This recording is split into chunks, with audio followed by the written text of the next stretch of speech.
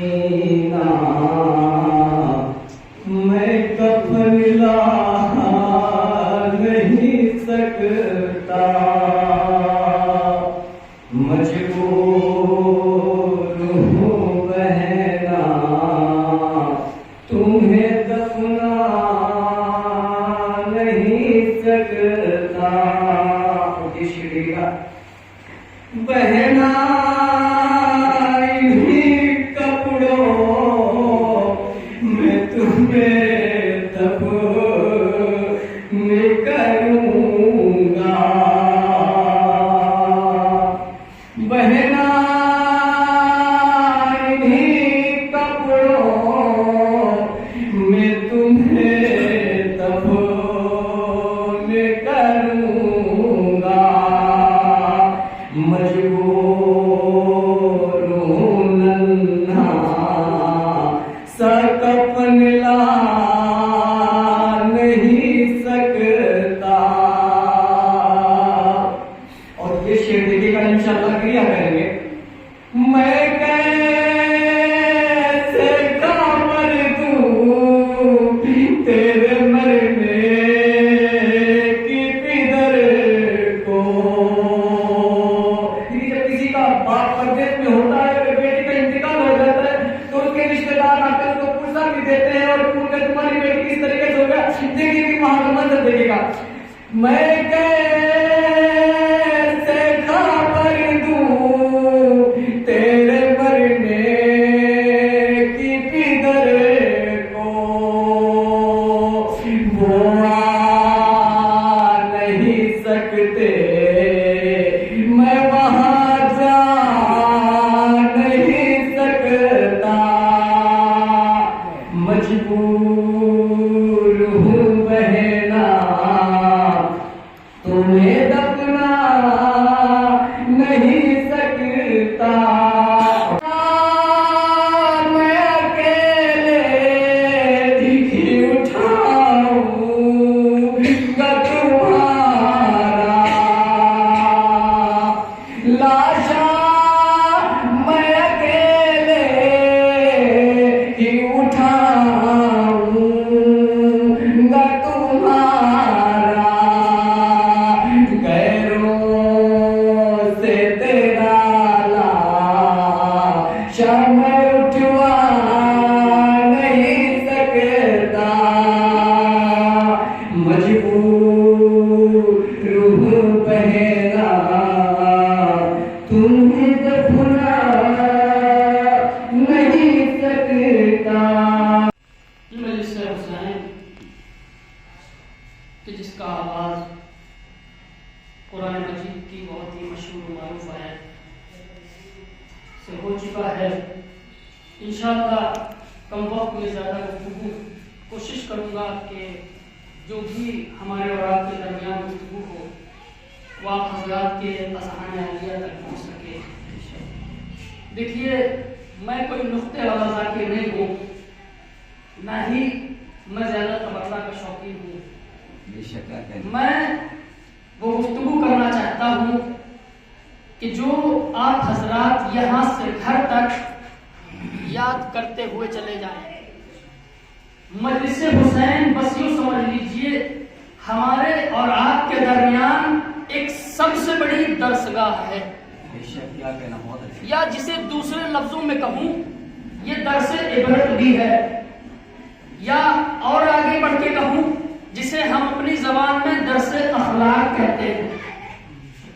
یہ مجلس حسین یہ فرش عزا یہ وہ جگہ ہے کہ جہاں ہر انسان ایک سا ہوا کرتا ہے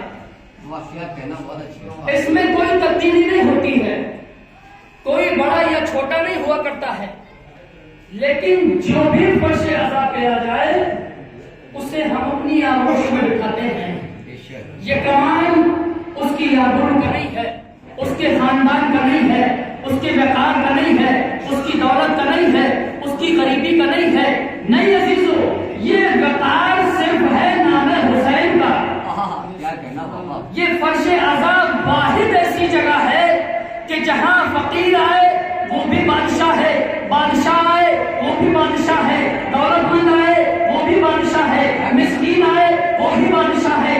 اس لیے کسی فقیر کے دربار میں نہیں جا رہا ہے، شہنشاہ حسین کے دربار میں حاضر ہوا ہے. کیا کہنا ہے، بہت اچھا ہے.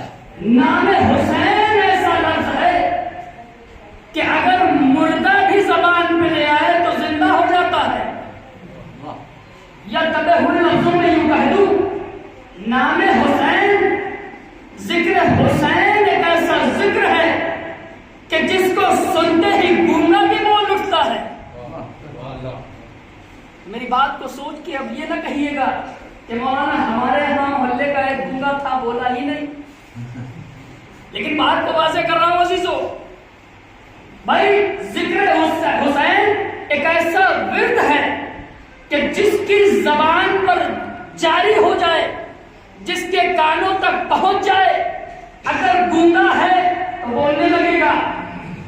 اب سوال نہ کیجیے گا کہ ہمارے محلے کا گونگا، بھائی وہ تو مجلس حسین سن کے بولا ہی نہیں.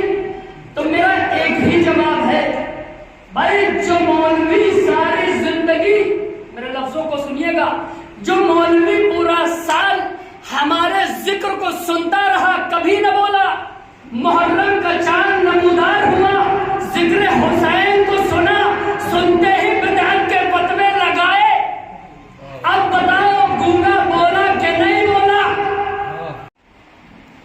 آپ کہتے ہیں کہ ہمارے ہاں حب علی رکھنے والا کبھی موت سے نہیں گھبراتا، ہمیں موت سے نہیں ڈر لگتا ہے، ہمیں جب موت آتی ہے تو ہم ہنستے ہنستے اس کو گلے لگا لیتے ہیں. لیکن میں کہتا ہوں موت اور زندگی میں یوں فرق ہے جیسے روشنی اور اندھیرے کا فرق ہے. زندہ انسان روشنی میں ہے، مرنے والا جب زندہ انسان موت کو جب گلے لگاتا ہے تو وہ روشنی سے اندھیرے کی طرف جاتا ہے. تو مجھے انسان سے بتاؤ، آپ کو موت سے ڈر لگتا ہے یا نہیں؟ کہ مجھے موت سے نہیں ڈر لگتا، اس لیے میں اپنے اعمال سے ڈرتا ہوں. لیکن میں کہتا ہوں کہ محبت حبیب دل میں رکھنے والا کبھی موت سے نہیں گھبرایا کرتا. اس کی وجہ یہ ہے ہم روشنی میں ہیں، مرنے کے بعد بھی روشنی میں ہیں. ہم مرنے کے بعد اندھیرے میں نہیں جاتے. بھائی اندھیرے سے سب کو ڈر لگتا ہے. ایک سوال بھیجیے محمد والے.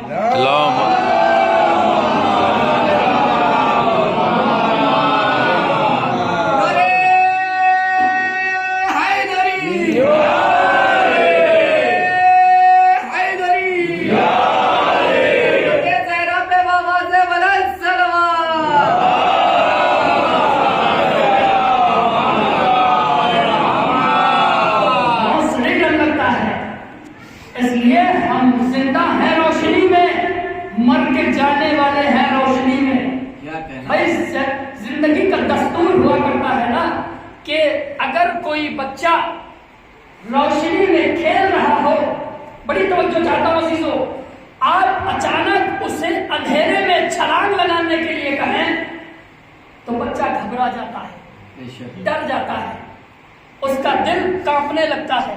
یہ کیسے ممکن ہے کہ ایک بچہ جو روشنی کا کھیلنے کا عادی ہو اچانک اندھیرے میں چھلانگ کیسے لگائے گا؟ تو میں کہتا ہوں میرے لیے بھی یہی منظر ہے. ہم زندہ روشنی میں ہیں، چھلانگ اندھیرے میں لگانی ہے.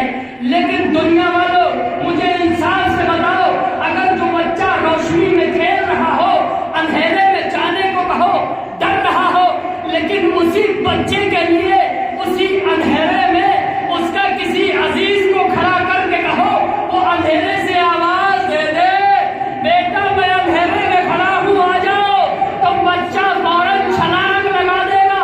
یہی وجہ ہے ہم میں اور اس بچے میں. بھائی ہم زندگی سے چھلانگ موت کی طرف لگاتے ہیں، ہمیں ڈر اس لیے نہیں لگتا کہ اندھیرے سے آواز دیتا ہے ہمارا ایمان، اے میرے چاہنے والے میرے پہلو میں آ جا.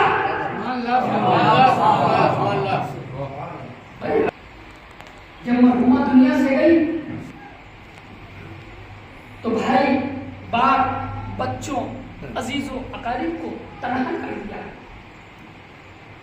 یہ کوئی ان کی مجبوری نہیں ہے. انہیں سوانے حیات عطا فرما۔ وہ اندھیرے سے نکل کر روشنی کی طرف گئے۔ جب کوئی مرحوم دنیا سے جاتا ہے تو وہ اندھیرے سے روشنی کی طرف جاتا ہے، لیکن ہمارا دستور ہے، ہم یہ سمجھتے ہیں کہ روشنی سے اندھیرے کی طرف گیا ہے۔ جو محبت اہل بیت دل میں رکھتا ہو، جب وہ قبر میں پہنچتا ہے تو خود جناب سیدہ آواز دیتی ہے، فرشتوں جاؤ، دیکھو میرے حسین کا گریہ کرنے والا آیا ہے، اس نے جتنے قطرے آنسو بہائے ہیں اتنے ہی نور سے اس کی قبر کو منور کر دو۔ کیا کہنا، میں یوں ہی ہوا میں تیر نہیں چلا رہا، حدیث معصوم ہے کہ جناب سیدہ اپنے حسین پہ گریہ کرنے والوں کو اس طرح سے چن لے گی کہ جیسے پرندہ خراب دانوں سے اچھے دانوں کو چن لیتا ہے۔ ہمیں اس بات کی فکر نہیں ہے کہ یہ اتنی بڑی دنیا ہے، ظالموں سے بھری ہوئی دنیا ہے، ہمیں کیسے پہچانا جائے گا؟ یہ جناب سیدہ کا کمال ہے۔ یہ کل کتابوں لانا باقی بدل المتقین قرآن مجید، جسے میں نے اپنا موضوع کلام بنایا ہے، انشاءاللہ آپ سے قرآن مجید پہ گفتگو ہوگی، اور اگر آپ حضرات زیادہ دیر سننے کے عادی نہ ہوں تو میں انشاءاللہ اس سے پہلے بھی مجلس ختم کرنا چاہتا ہوں، لیکن مجھے جو وقت دیا گیا ہے انشاءاللہ اسی وقت میں مجلس کو اختتام کروں گا، زیادہ وقت نہیں لینا ہے۔ قرآن مجید دنیا کی واحد ایک ایسی کتاب ہے کہ جس کے ہم پلہ آج تک کوئی کتاب بنی ہی نہیں ہے۔ بے شک، کیا کہنا، نئی بات ہے، شاید آپ لوگوں کے ذہن عالیہ تک پہنچ جائے۔ روز محشر چھٹے امام نے فرمایا ہے، امام جعفر صادق علیہ السلام،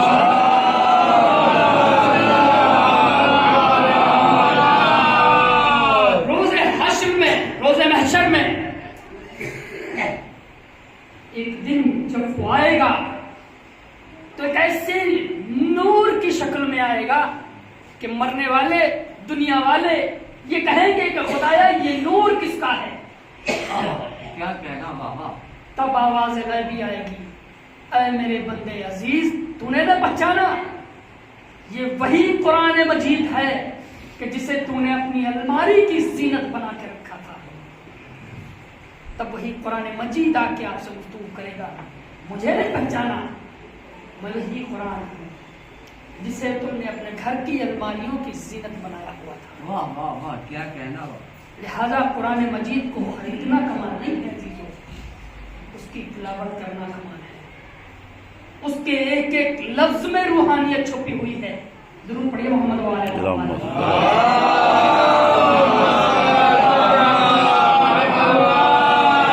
یہ قرآن مجید واحد ایسی کتاب ہے کہ جس کے ایک ایک لفظ میں روحانیت چھپی ہوئی ہے۔ اور دیکھیے، میں بتاتا چلوں، قرآن دو طریقے کا ہے۔ آپ کہیں گے مولانا نئی بات بتا رہے ہیں، قرآن دو ہیں، ایک قرآن صامت ہے، دوسرا قرآن ناطق ہے۔ قرآن صامت کا کمال یہ ہے کہ وہ دور سے راستہ بتلاتا ہے، اور قرآن ناطق کا کمال یہ ہے کہ وہ منزل مقصود تک لے جاتا ہے۔ دونوں میں فرق، کوئی فرق نہیں۔ اگر فرق ہوتا تو رسول یوں ہی نہیں کہتے کہ دیکھو میرے بعد دو چیزوں سے متمسک رہنا، ان سے ملے ہوئے رہنا، ایک قرآن دوسرے روایت، یعنی ایک قرآن صامت ہے تو دوسرا قرآن ناطق ہے۔ اگر تم نے ایک کا بھی دامن چھوڑ دیا تو گمراہ ہو جاؤ گے۔ یوں ہی رسول نے نہیں کہا تھا، حق کہا تھا، حق الناس بیان کیا تھا۔ رسول نے یوں ہی ہوا میں تیر نہیں چلایا تھا، بلکہ سوال حیات کو ہماری دیکھ کے یہ الفاظ کہے تھے۔ بھائی ہمارے سامنے مثال واضح ہے۔ میں پہلی مرتبہ اورنگ آباد میں آیا، میں نے آتے ہی ایک صاحب سے پوچھا، بھائی ایک صاحب کے ہاں ان کی بچی کا انتقال ہوا ہے، مجھے مجلس پڑھنے جانا، ان کا گھر کدھر ہے؟ دیکھیں قرآن صامت اور قرآن ناطق میں فرق ہے۔ اگر جس نے قرآن صامت کو اپنایا، ناطق کو چھوڑ دیا تو گمراہ ہو گیا۔ اور اگر قرآن نے ناطق کو اپنا لیا، سامت کو چھوڑ دیا، تب بھی گمراہ ہو گیا۔ ایک بتلاتا ہے، دوسرا پہنچاتا ہے۔ بھائی میں نے پوچھا ان کے یہاں جانا ہے، مجھے گھر بتا دو۔ اس نے کہا مولانا یہاں سے سیدھے جائیے، سیدھے سے دائیں جائیے، دائیں سے بائیں جائیے۔ میرے لفظوں کو سنیے گا عزیزو، دائیں سے بائیں جائیے، بائیں سے دائیں جائیے۔ بھائی پتا چلا اس کے دائیں اور بائیں کے چکر میں پورا راستہ ہی بھول گیا۔ بھائی اس نے اتنی دفعہ مجھے دائیں اور بائیں گھمایا کہ میرا سارا راستہ میرے ذہن سے نکل گیا۔ اب میں پھر وہیں کھڑا ہو گیا۔ بھائی مجھے دوسرے صاحب ملے، میرے لفظوں کو سنیے عزیزو، بھائی وہی مجھے دوسرے صاحب ملے۔ میں نے جگہ نہیں چینج کی تھی، ایڈریس نہیں چینج کیا تھا، میں نے ان صاحب کا نام نہیں بدلا تھا، جگہ بھی وہی، ایڈریس بھی وہی، بندہ مومن بھی وہی، بس پوچھنے والے کا سوال بھی وہی، بس جس سے سوال کیا گیا اس میں فرق ہو گیا۔ ایک سے پوچھا، اس نے کہا یہاں سے دائیں، دائیں سے بائیں، بائیں سے دائیں، یوں ہی کرتا رہا، میں وہیں کھڑا رہ گیا۔ قدم آگے بڑھانے کی مجھ میں قوت نہ رہی، بس کچھ وقت گزرا، وہیں دوسرے صاحب گزرے۔ میں نے کہا بھائی مجھے فلاں صاحب کے یہاں جانا ہے، ہاں مجھے وہاں مجلس پڑھنا ہے، ان کی بچی کا انتقال ہو گیا ہے۔ میں ان کے بارے میں تفصیلی یعنی گفتگو کر رہا تھا تاکہ یہ بندے مومن پہچان لے۔ اس نے کہا بس مولانا زیادہ بتانے کی ضرورت نہیں ہے، آؤ میری گاڑی پر بیٹھ جاؤ، میں وہی جا رہا ہوں، آپ کو چھوڑ دوں گا۔ بھائی یوں سمجھے ایک بتلا رہا ہے، دوسرا منزل مقصود تک لے جا رہا ہے۔ یہی فرق ہے ہم میں اور قرآن میں، کوئی فرق نہیں ہے ہم میں اور قرآن میں۔ لیکن کبھی اہل بیت قرآن سے جدا نہیں ہے، قرآن اہل بیت سے جدا نہیں ہے۔ بس عزیزوں دامن وقت میں گنجائش نہیں ہے۔ اہل بیت جس کی شخصیت کو ہر کوئی نہیں پہچان سکتا ہے، اور اہل بیت کی محبت ہر کسی کو نصیب بھی نہیں ہے۔ خوش نصیب ہے وہ مرحومہ کہ جو زندہ رہی تو محبت اہل بیت سینے میں رکھی، اور جب دنیا سے جانے لگی تب بھی محبت اہل بیت سینے میں چھپا کے نہیں چلی گئی۔ ہر کسی کو نصیب نہیں ہے۔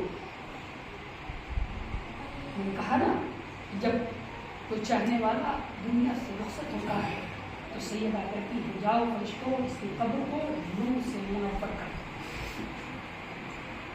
کتنی بڑی سعادت ہے، جبکہ سب سے بڑا جو حساب ہے وہ قبر ہے۔ آخرت بہت دور کا سفر ہے، سب سے سخت اور ترین منزل ہے قبر، فشار قبر، وحشت قبر، یعنی قبر کا جتنا بھی حساب ہے بہت ہی سخت ہے۔ لیکن جب کوئی شیعہ دنیا سے جاتا ہے، جیسے ہی قبر میں پہنچتا ہے کہتا ہے مرحوم ہونے والے بتا تیرا امام کیا ہے، تیری کتاب کیا ہے؟ وہ اتنا ہی کہتا ہے امام حاضر ہو گئے، فرشتوں جاؤ یہاں سے، الوداع ہو جاؤ۔ اس لیے بس سوالوں کے سارے سوالوں کا جواب ایک ہی ہے، اس کا امام بھی میں ہوں، اس کا دین بھی میں ہوں، اس کا عزیز بھی میں ہوں۔ بھائی اتنا سمجھ لو یہ جب دنیا میں گیا تھا تو میری محبت لے کے گیا تھا، اور دنیا سے رخصت ہوا ہے تو میری محبت لے کے آیا ہے۔ وہ فرشتے وہاں سے رخصت ہو جاتے ہیں، کوئی سوال نہیں ہے۔ اس لیے جس کی قبر میں خود امام علی حضرت امام علی ابن ابی طالب تشریف لے، اس کو جواب دینے کی ضرورت نہیں ہے۔ مرحومہ کی روح بہت خوش نصیب ہے، جب دنیا سے گئی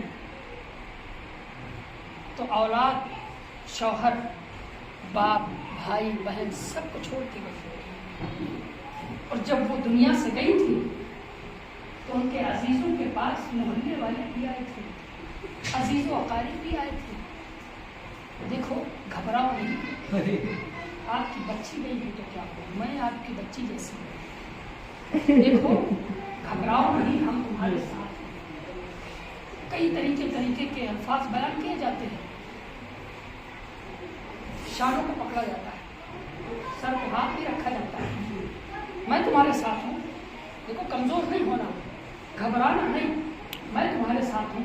ایک نہیں, ہر عزیز آتا ہے اور اس کی زبان پر ایک ہی جملہ ہوتا ہے, گھبرانا نہیں, میں تمہارے ساتھ ہوں.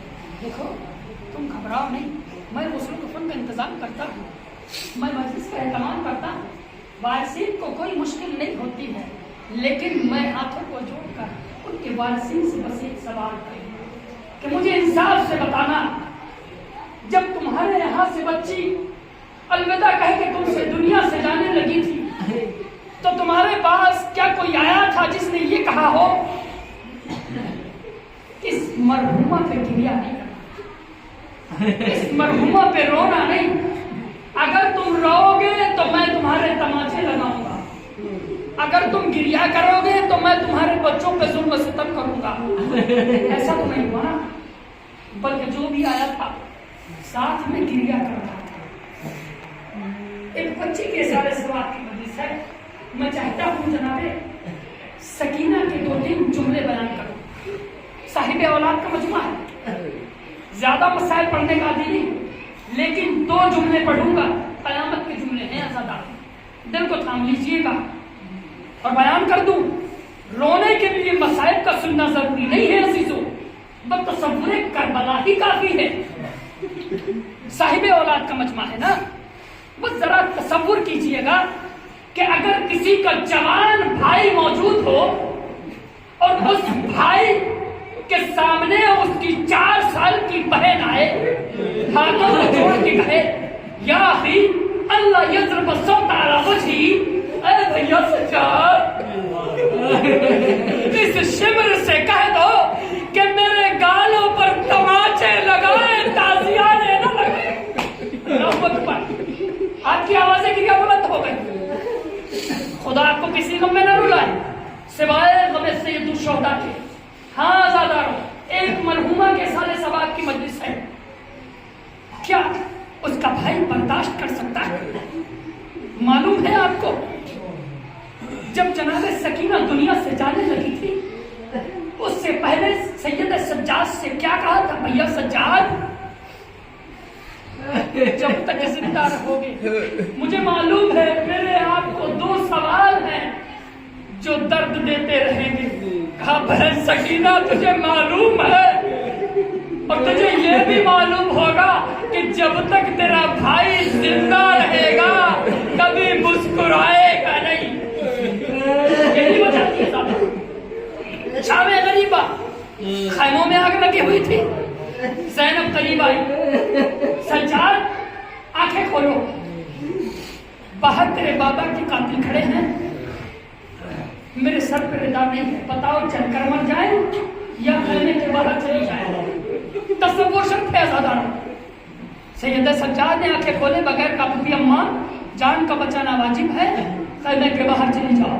زینب کو تیش آ گیا, اے سجاد آنکھیں کھول, میں غیرت دار عباس کی بہن زینب ہوں, میرے سر پہ ردا نہیں ہے, باہر تیرے بابا کے قاتل کھڑے ہیں, بتا جل کر مر جائے یا خیمے کے باہر چلی جائے. تو سید سجاد نے آنکھوں کو کھول کے کہا اے پھپھی اماں میں امام وقت ہوں, لہذا میرا کہنا ہے کہ جان کا بچانا واجب ہے. اے پھپھی اماں لمبے لمبے بال کھولو, بالوں کا پردہ بناؤ, باہر چلی جاؤ. سید سجاد کہتے ہیں بھائی اتنا کہنا تھا, پھپھی اماں خیمے کے باہر چلی گئی. وہ قیامت کا جملہ سن لیجیے عزاداروں. سید سجاد کہتے ہیں کہ پھپھی اماں چلی گئی, میں نے آنکھوں کو بند کیا, کچھ دیر کے بعد مجھے کسی کے سسکنے کی آواز آئی. ہاں عزاداروں دل کو تھام لو. مولا سجاد کہتے ہیں کہ جب میں نے آنکھیں بند کی مجھے کسی کے سسکنے کی آواز آئی, میں نے آنکھوں کو کھولا, اب کیا دیکھا میری 4 سال کی سکینہ کہ جس کے دامن میں آگ لگی ہوئی ہے, جس کے رخساروں پہ تماچوں کے نشان ہیں, وہ قریب آئی. بھیا سجاد میں نے آج تک تجھ سے کچھ نہیں مانگا, پہلا سوال ہے ہاں سکینہ بول کیا بات ہے. اے بھیا سجاد انصاف سے بتا, میں تیری مظلومہ بہن ہوں, میں تیری تھکی ہوئی بہن ہوں, میں تیری یتیمہ یتیمہ بہن ہوں، میرا دامن جلا ہوا ہے، میں تیری پیاسی بہن ہوں۔ اے بھیا سجاد تو نے انصاف نہیں کیا، کہا وہ سکینہ کیسے؟ کہا اے بھیا سجاد تم نے بھوپی اماں سے کہا تھا نا، اے بھوپی اماں لمبے لمبے بال کھولو، بالوں کا پردہ بناؤ، باہر چلی جاؤ۔ اے بھیا سجاد تو نے انصاف اس لیے نہیں کیا، ارے وہ بیویاں بڑی ہیں، ان کے بال بڑے ہیں، اور میں 4 سال کی ہوں۔ بات دیکھیں